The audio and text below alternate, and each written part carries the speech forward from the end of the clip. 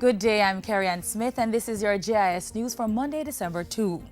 In anticipation of an increase in activities at customs and the ports, several plans have been put in place to facilitate a timely and efficient service to customers during the holiday season. The changes include additional parking, cashiers, and waiting areas. An electronic ticketing system is also now in place for customers to know their processing status, and opening hours have been extended. Group Marketing Executive of Kingston Wharves Limited, Simone Murdoch, says there will also be Saturday openings from December 7 to 21. We believe the Saturday opening gives our customers the convenience of the extra day without the pressure of having to get back to work. A reservation system has also been put in place for the clearing of motor vehicles and containers for commercial cargo customers, as well as clients with full container loads. Persons can also access charges and container stripping information ahead of time online at kingstonwharves.com.jm. Residents of Southwood in Clarendon now have easier access to their communities and to the wider Frankfield area with the opening of a $24 million bridge. The Southwood Pedestrian Bridge was officially opened on Friday by Richard Azan, the State Minister for Transport Works and Housing. Previously, residents had to cross a river to get into their community.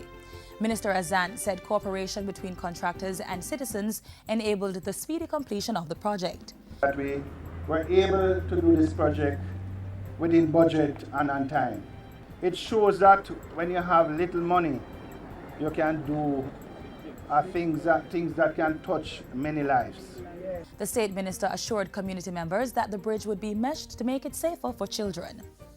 Jamaica is to take part in a regional program designed to help bring new HIV infections, AIDS-related deaths and discrimination to zero by the year 2015. The Pan-Caribbean Partners Against HIV and AIDS is mounting the program to promote activities consistent with the UN Universal Declaration of Human Rights. The program is aimed at eliminating stigma and discrimination against people living with HIV by 2015 and to uphold the human rights and dignity of all, as outlined in the United Nations High-Level Meeting Political Declaration of 2011, to which Jamaica has committed. The Health Minister made the announcement Sunday at a church service in observance of World AIDS Day.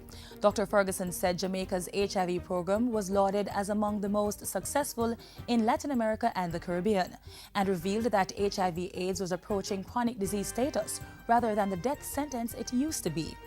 333 AIDS deaths, 197 males and 136 females, were reported in 2010 compared to 665 in 2004.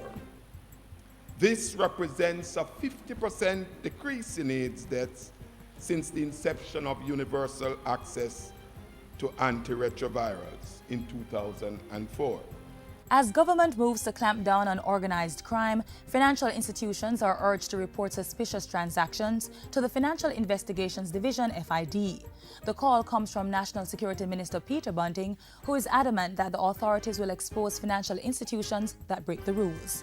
When you fall down on your compliance reporting, you are facilitating, you are possibly facilitating, most likely facilitating criminal organizations who use murder, extortion, threats, intimidation as part of their stock in trade. Minister Bunting was speaking last Thursday at the FID's conference held at the Jamaica Pegasus Hotel under the theme Taking the Profit Out of Crime, a collaborative approach.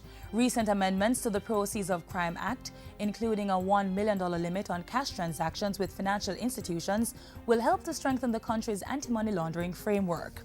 And finally, Governor General Sir Patrick Allen is urging adults to keep Jamaica's traditions and rich heritage alive by passing down the information to the younger generation. His Excellency was speaking on Friday at the third consecutive staging of the JIS Heritage Essay Competition.